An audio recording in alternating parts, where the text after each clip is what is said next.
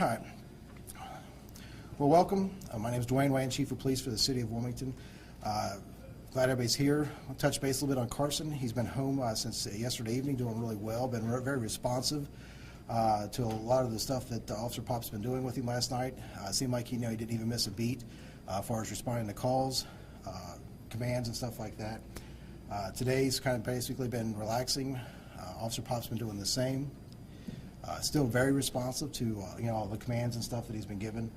So our hope is that really you take out the 61 days and it'd be like he never was gone. I do know we're going to do some remedial training, some in-service at some point, but for the most part, like I said, we're just glad to have him home. One of the things a lot of people had asked about was how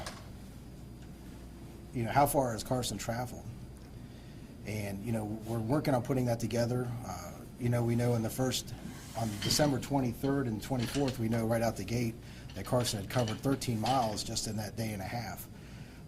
But we also know he'd gone farther. Like I said, the 13 miles was just taking him from here up into the Spring Valley area.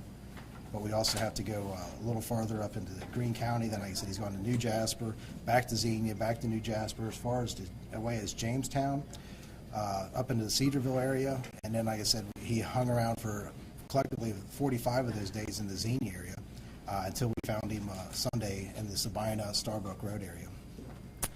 So one of the things that we knew early on is that we knew that we could not manage this by ourselves, and we had a lot of calls and tips that would come in, and we'd have no way of authenticating, is this Karson? One of the things that we had early on was that people kept calling in and saying, we think your dog's in a ditch line over here dead. And so we had numerous coyotes that we recovered in various ditches throughout the county. And so it was pretty obvious at this point that we kind of had a feeling that a lot of people wasn't sure what Karson looked like compared to the average dog or the coyote.